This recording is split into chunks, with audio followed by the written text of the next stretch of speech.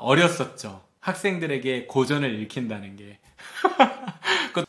반갑습니다. 최성호입니다. 오늘은 다큐멘터리 얘기를 해보려고 해요. 제 인생을 바꾼 다큐멘터리가 하나 있거든요. 좀 오래됐어요. 2013년에 KBS에서 제작이 됐던 공부하는 인간이라는 다큐멘터리입니다. 5부작으로 구성이 되어 있는데요. 세계 여러 나라의 굉장히 우수한 학생들이 한데 모여서 각자 어떤 방식으로 공부하는지를 설명하는, 그리고 그 경험들과 문화를 공유하고 나누는 그런 내용을 다룬 다큐였습니다. 총 5부작으로 이루어져 있었는데요. 제 기억에는 그때 미국, 영국뿐 아니라 유태인 교육에 대한 주제를 다룬다든지, 왜 인간은 공부하고자 했는지 온 역사를 해집기도 하고, 굉장히 재밌었던 내용으로 생각을 합니다.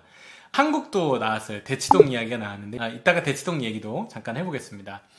이 다큐멘터리가 왜 저한테 이렇게 큰 영향을 줬냐.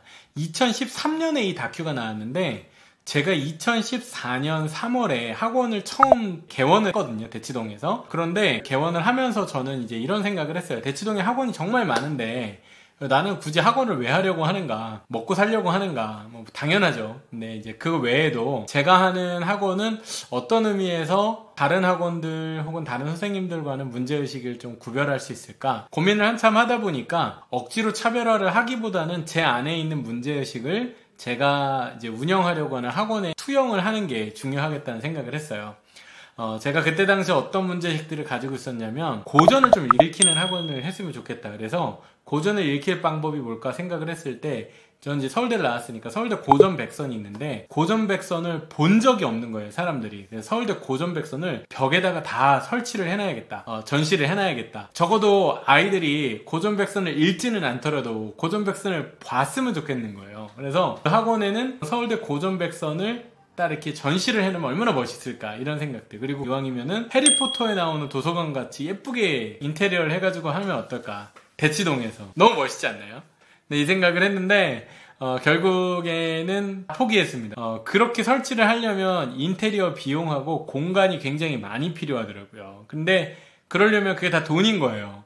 제가 학원을 처음 시작했을 때는 당연히 돈이 없었죠. 그런 거를 아직은 할 수가 없겠구나, 그런 생각을 제가 했었고, 그 생각을 접었습니다. 근데 이처럼 저는 학원을 운영하면서 제가 그동안 해보고 싶었던 것들을 그 안에 담고 싶었는데, 그 중에 하나가 어떻게 공부를 잘하고 또 공부를 왜 잘해야 되는지를 아이들이랑 생각하고 그 방법을 좀 가르쳐주는 학원을 했으면, 그런 생각이 있었습니다. 그때 제가 이제 어떻게 학원을 해야 될까 이렇게 고민할 때 그 다큐멘터리가 굉장히 큰 영향을 줬는데, 제가 올해로 2014년부터 학원 운영한 지가 8년? 이렇게 되는 것 같아요. 8년차 들어가는데, 대치동에서 8년 동안 학원을 운영해 오면서 그 다큐멘터리가 저한테는 하나의 방향과 지침을 줬어요. 오늘 그 얘기를 해보려고 합니다. 서론이 좀 길었네요. 인상 깊은 그 내용 중에 바람직해 보이는 것들, 담고 싶었던 것들도 있었어요. 예를 들면은 하크니스 테이블이라고 하는 걸 저는 그 다큐멘터리에서 처음 봤거든요. 그러니까 미국 교육을 설명하는 한 장면에서 토론식 교육의 대표적인 사례, 필립스 엑시터라고 하는 미국의 아주 유명한 보딩스쿨, 우리 페이스북을 만든 주커버그 그 고등학교를 나왔다고 하더라고요. 거기에는 원형 테이블에 쭉 앉아가지고 학생들이 선생님의 렉처를 듣는 게 아니라 모든 내용을 토론으로 수업을 하는 내용이 나왔는데, 하버드에서도 그런 식으로 토론식 학습을 많이 한다고 하더라고요. 우리 흔히 디베이트라고 하죠. 그래서 이런 토론이 학습에 굉장히 중요한 과정이고 방법론이고, 가장 수준 높은 교육이 토론으로 이루어진다는 걸 저는 그 다큐멘터리를 통해서 보고 너무 부러웠어요. 저희 학원에 하크니스 수업이라는 걸 만들었어요. 아이들이 질문을 뽑아서 수업을 하게끔 하는 거. 자, 이번엔 영국 얘기를 한번 해볼게요. 미국이 토론식 수업, 여러 명의 학생들이 토론식 수업을 하는 장면으로 저에게 충격을 줬다면, 영국식 수업은 이 튜터링이라고 하는 것을 실제로 제가 봤는데 너무 충격이었어요. 다큐멘터리에 이런 장면이 나옵니다. 아리스토텔레스에 대한 에세이를 써서 선생님과 수업을 진행하는데, 우리가 보통 아리스토텔레스에 대해서 배운다 이러면은 수업 시간 동안에 선생님이 이제 칠판에 강의하시고 가끔 질문하면 이제 학생들 아무 대답도 안 하고, 서울대에서도 그렇죠. 그랬던 걸로 저는 기억해요. 그 수업은 전혀 그렇지 않았어요. 우선 학생이 먼저 책을 혼자 다 읽어야 돼요. 깜짝 놀랐어요. 선생님이 가르쳐줘야 되는 거 아닌가? 근데 학생이 혼자 책을 읽고 모르면 주변 친구들한테 물어보기도 하고 자기가 추가로 책을 더 찾아보면서 아리스토텔레스의 예를 들면 니코마커스 윤리학에 대한 에세이를 한 편 써요. 그래서 그걸 선생님 방에다가 선생님 그 우편함에 넣습니다. 그러면 선생님이 그 에세이를 읽어요. 그 다음에 학생과 1대1로 토론을 해요. 깜짝 놀랐어요. 저는 대학교 학부 시절 동안에 저희 학과 선생님과 10분 이상 대화를 나눠본 적이 없거든요. 근데 그 학생이 이제 1대1로 앉아서 선생님이 그 학생이 글을 그렇게 꼼꼼히 읽어주고 나서 이야기를 하니까 학생으로서는 얼마나 부담이 되겠어요. 교수님이 내 글을 읽어줄 텐데. 그러니까 엄청 준비를 많이 해야 될 거고, 또 하지만 교수님이 학생의 생각보다 더 높은 수준에서 그 생각을 틔워주는 장면을 제가 목격을 하면서 이런 튜터링이라는 학습 방식에 놀랐습니다. 서울대학교에서 저도 공부하면서 그런 토론이나 튜터링을 그 당시에는 잘 겪지 못했었어요. 저 2000년대 초반에 대학을 다녔었는데 뭐 100명, 200명 되는 렉처 많이 듣고 아이들이랑 그냥 놀러 다니고 동아리 활동하고 그냥 그런 게 대학인 줄 알았지, 그런 치열한 지적인 논쟁과 성장이 있는 걸 거라고는 사실 생각 못 했었습니다. 물론 당시에도 굉장히 외롭지만 혼자서 그런 학문의 영역을 깊게 탐구했던 친구들이 많이 있고, 비교해보면 제가 열심히 공부하지 않은 탓이죠. 하지만 분명 우리나라에서 가장 뛰어난 학생들을 모아놨다고 하는 서울대에서조차 너무 후진적인 교육 방식, 어떠한 지적 자극도 줄 수 없고 더 이상의 성장을 할 수 없는, 누군가는 훌륭한 학생들을 다 뽑아다가 바보 만든다라는 말을 할 정도로, 저는 그러면서 한국에 태어난 걸 되게 좀 아쉽게 생각했었어요. 내가 미국에서 혹은 영국에서 태어났었더라면 나도 저런 교육을 받을 수 있었을 텐데 그럼 나는 어떤 사람이 됐었을까, 이런 생각을 좀 뒤늦게 가져봤습니다.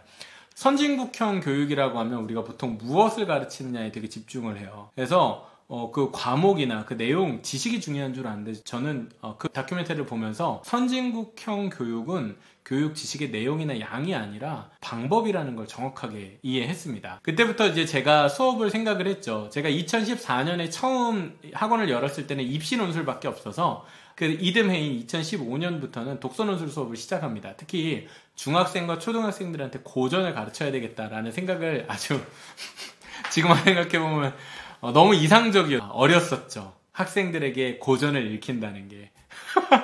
그것도 심지어는 대치동에서 애들이 얼마나 바쁜지 이해하지도 못했어요. 그냥 고전을 대학교 가서 읽으면 너무 늦으니까 중학교 때, 초등학교 때 읽어야 되지 않겠나, 이런 생각을 하면서 수업을 시작을 했었는데, 그때 그러면서 저희가 수업 방식에 대해서 고민을 했었는데 4명에서 6명 무조건 그룹으로 테이블에 둘러앉듯이 진행하는 수업을 하자. 그래서 하크니스 테이블, 우리 필립스 엑시터, 그 하크니스 테이블이 지향했던 정신, 또 선생님이 1대1로 학생의 글을 직접 읽고 첨삭도 해주고 아니면 더 생각을 발전시켜주기 위해서 질문을 던져주는 그 모습을 보면서, 마지막에는 유태인 교육의 핵심 하브루타죠. 질문으로 이루어지는, 끊임없이 질문하는 그 내용을 보면서 저는 무조건 저런 수업을 해야겠다 이렇게 생각을 했는데, 그 다큐멘터리 이후 제가 어쨌든 8년의 과정을 오면서 저희 학원에는 지금 하크니스 수업이 있고요. 하크니스 수업은 선생님이 최소한으로만 관여를 해요. 학생들끼리 질문을 뽑아서 수업을 진행해야 돼요. 그런 수업을 진행하고 있고, 또 튜터링 1대1로 좀 더 수준 높게 학생의 생각과 이해도를 끌어올릴 수 있는 선생님과의 1대1 수업, 그걸 저희가 하고 있어요. 그리고 이제 이런 기본 원리에는 역사적으로 볼 때는 소크라테스식 문답법부터, 그리고 뉴테인식 하브루타 교육, 이 모든 키워드가 저희 학원의 교육 방법에 다 녹아있는데, 그러고 보면은 저희 학원을 만든 다큐멘터리이기도 하고 제 인생에 한 10년 가까이 영향을 끼쳐온 엄청난 다큐멘터리였던 거죠. 네, 그렇습니다. 저는 여전히 지금 우리 학생들은 충분히 똑똑해질 수 있고 더 많이 성장할 수 있다고 생각해요. 그렇다면 교육의 방법이 많이 바뀌어야 된다고 생각합니다. 미국에서 배워올 건 입시의 제도가 아니라 교육의 방법론이고요. 또 영국에서 배워올 건 교육의 전통과 이미지, 디자인을 배워올 게 아니라 수준 높은 전문가들이 1대1로 그 학생들의 이야기를 들어가며 학생들을 성장시키는 변화와 혁신이 우리나라에도 필요한 게 아닌가 생각을 합니다. 미래가 멀다고 얘기를 하지만 언제까지 기다리겠습니까? 사실 사회는 바뀌지 않아요. 스스로 답을 찾아가야 된다고 생각을 합니다. 교육에 관심이 많은 분들이라면 좀 오래되긴 했지만 이 공부하는 인간 다큐멘터리 꼭 찾아보시면 좋겠습니다. 저는 다음에 또 재밌는 이야기 또 영상으로 찾아뵙도록 하겠습니다. 감사합니다.